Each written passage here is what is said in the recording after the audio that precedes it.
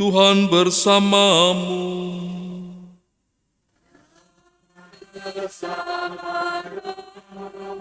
Inilah Injil suci menurut Matius.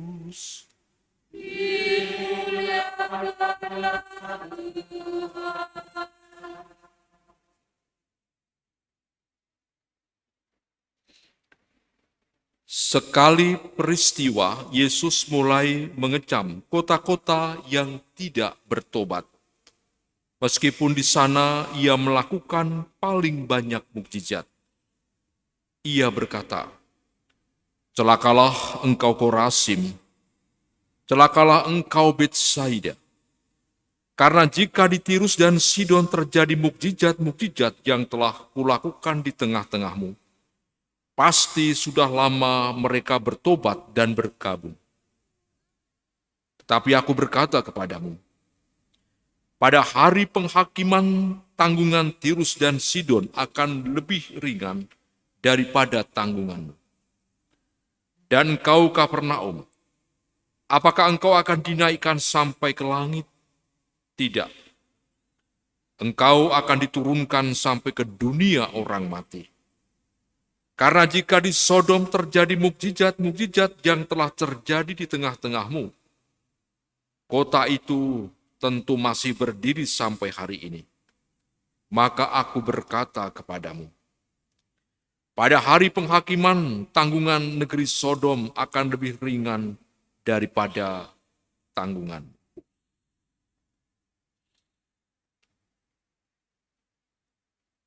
Demikianlah sabda Tuhan.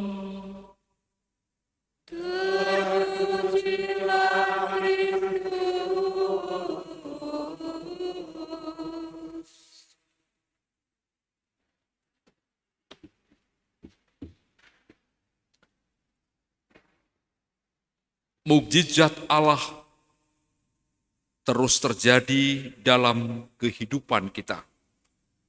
Umat Allah terkasih, Tuhan punya rencana, punya agenda yang sangat besar, indah dan luar biasa bagi kita umat yang percaya kepadanya. Lewat mukjizat-mukjizat, Dia mau menunjukkan dan menampakkan kasih-Nya, kunjungan dan lawatannya, kehadirannya yang nyata. Dan yang paling mendasar adalah lewat dan melalui mukjizat yang terjadi, orang-orang menjadi semakin dekat.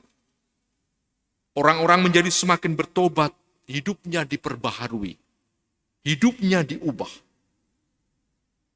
Dan selain daripada itu, lewat mukjizat yang terjadi, imannya semakin diteguhkan dan juga ditambah. Pertanyaannya, refleksinya adalah, apakah memang sungguh terjadi demikian?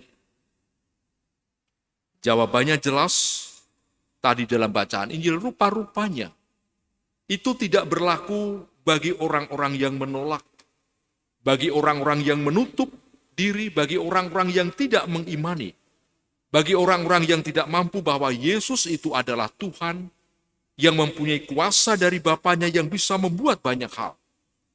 Yang tidak mungkin menjadi mungkin, yang mustahil menjadi tidak mustahil lagi. Dan teguran Yesus yang disampaikan oleh penginjil Matius itu juga menjadi teguran untuk kita semua. Maka kita diharapkan untuk sungguh mampu membuka hati, mengimani Dia, agar kita sungguh mampu mengalami bahwa lawatannya, kunjungannya, belas kasihnya, kehadirannya, penyertaannya lewat mukjizatnya itu sungguh nyata. Maka semakin kita banyak mengalami mukjizat lewat peristiwa-peristiwa yang kita jumpai, semakin kita hanya mampu mengandalkan Dia.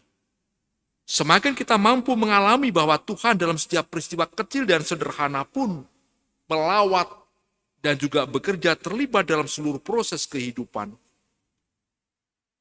maka hidup kita menjadi semakin diteguhkan. Kita menjadi sadar bahwa hidupku hanya tertuju kepadamu dan tanpa engkau, aku bukan apa-apa dan bukan siapa-siapa.